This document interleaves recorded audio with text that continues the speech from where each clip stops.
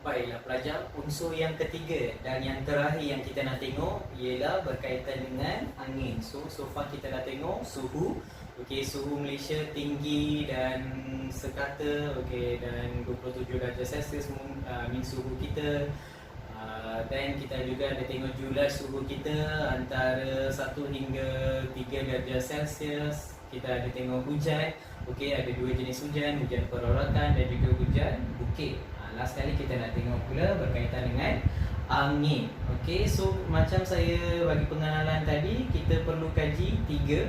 Okey, berkaitan angin monsun. Okey, angin monsun ada dua, angin monsun timur laut dan barat daya, dan kita nak belajar tentang angin Sumatera, dan last kali kita akan belajar tentang angin tempatan. Angin tempatan ni bayu laut dan juga bayu darat. So kita tengok dulu angin monsun. Okey, angin monsun ada dua, angin monsun timur laut dan angin monsun barat daya. Okey, first kita tengok angin monsun timur laut. Angin monsun timur laut bertiup dari awal bulan November hingga Mac. Okey, pelajar kena ingat dari bila ke bila. Okey, bulan tu kena ingat selalu dalam exam soalan ada tanya. Bertiup dari awal bulan November hingga Mac. Okey, so lagi yang penting membawa hujan lebat ke pantai timur semenanjung Malaysia, kawasan barat Sabah dan Sarawak. Okey, so ni kita tengok gambar raja dia. Pelajar juga boleh rujuk buku teks. Okey, dalam buku teks muka surat 53 ada juga gambar raja ni. Okey, kalau pelajar selalu tanya kenapa setiap tahun, setiap hujung tahun kita pantai barat kita, pantai timur kita, negeri Kelantan, Terengganu dan Pahang selalu je banjir. Kenapa? Kenapa bukan Johor, Selangor kan?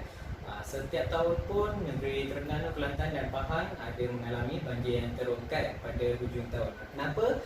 Salah satu faktornya adalah daripada pengaruh angin monsun timur laut ni.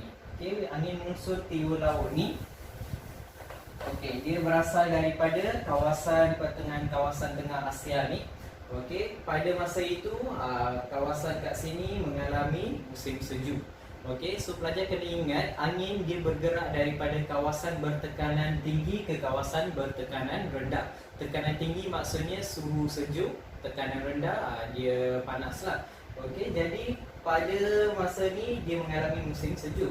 Okey, tekanan tinggi. Jadi udara tu, angin itu bergerak dari atas. Okey, dia akan pergi ke Australia yang pada masa itu mengalami musim panas, tekanan rendah. Okey, ketika dia gerak tu pelajar boleh nampak di sini dia melalui kawasan Laut Cina Selatan. Okey, selepas dia lalui kawasan ni dia akan pergi ke kawasan Malaysia lah. Okey, so sebab itu bila dia pergi tu dia akan membawa hujan yang lebat ke kawasan pantai timur semenanjung Malaysia lah. Kenapa pula Selangor, Johor, Negeri Sembilan tak mengalami hujan yang lebat? Okey, kerana kat tengah-tengah itu kita tahu dia dihalang oleh banjaran-banjaran, terutamanya banjaran Titiwangsa lah. So banjaran Titiwangsa menghalang angin monsun timur laut tu daripada kita terima. Sebab tu kita tak menerima Johor, Selangor dan sebagainya, pantai barat, okey, dia tak mengalami hujan yang lebat.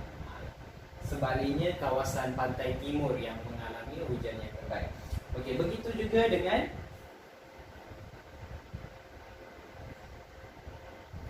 angin monsun. Okey, begitu juga dengan angin monsun barat daya. Okey, angin monsun barat daya pelajar kena ingat dia dari bulan Mei hingga akhir bulan September. Okey, dan dia berasal dari benua Australia. Tadi di kawasan benua Asia. Benua Asia masa tu dia mengalami musim sejuk. So udara bergerak dari musim sejuk dia pergi ke Australia yang mengalami musim panas. Okey, yang ni sebaliknya. Masa tu benua Australia dia mengalami musim sejuk. So udara dari musim sejuk tu bertekanan tinggi tu dia bergerak ke kawasan tekanan rendah. Okey, dia membawa hujan yang sederhana lebat kerana dihalang oleh tanah tinggi. Okey, kita tengok sini.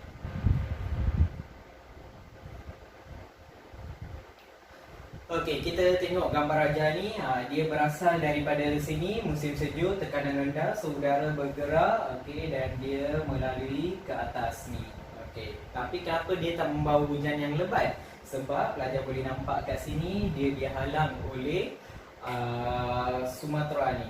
Okey, ada bajaran-bajaran kat Sumatera ni dia menghalang tiupan angin itu, sebab tu kita tak menerima hujan yang lebat lah, kerana faktor bentuk muka bumi itu. So ini adalah angin monsun. Di sini pelajar kena ingat angin monsun itu bila tiupan dia dan dia berasal daripada mana. Okey, kita tengok sekali lagi.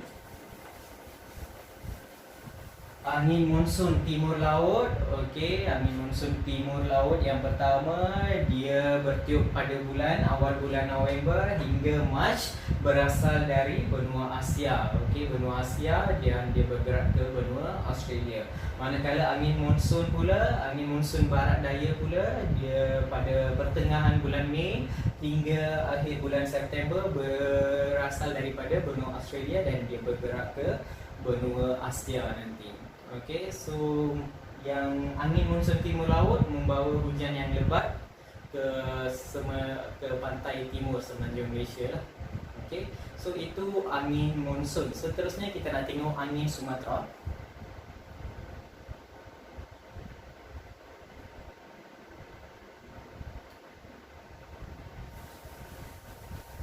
Okey, ini dia angin Sumatera. Okey, angin Sumatera ni sudah tentu berasal daripada Sumatera lah, nama dia pun Sumatera kan. Okey, bertiup dari bulan April hingga Mei dan September hingga Oktober. Okey, dia ada 2 kali, April hingga Mei dan September hingga Oktober, berasal dari Sumatera, Indonesia. Okey, bertiup dengan kencang secara tiba-tiba pada waktu malam hingga subuh. So terutamanya dari Pelabuhan Kelang hingga Johor Bahru, membawa hujan lebat yang disertai kilat dan petir. Okey, so pelajar boleh nampak gambar raja di sini. So angin berasal daripada Sumatera dan dia memang membawa hujan. Okey, hujan lebat yang disertai kilat dan petir ke kawasan-kawasan pantai barat semenanjung Malaysia dan juga Johor Bahru. Okey, yang terakhir, hujan yang terakhir,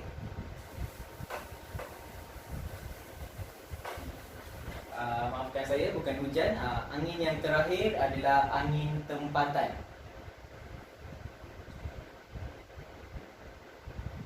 Okey, kita ada 2 jenis angin tempatan. Okey, angin tempatan bayu laut dan angin tempatan bayu darat. Okey, di sini pelajar selalu confuse. Angin bayu laut dan bayu darat ni bila berlaku. Kena ingat, bayu laut pada waktu siang, bayu darat pada waktu malam. So itu first pelajar kena ingat. Jangan confuse saya. Angin bayu laut pada waktu siang, bayu darat pada waktu malam. Okey, so kita tengok angin tempatan yang berlaku pada waktu siang di kawasan berhampiran pantai.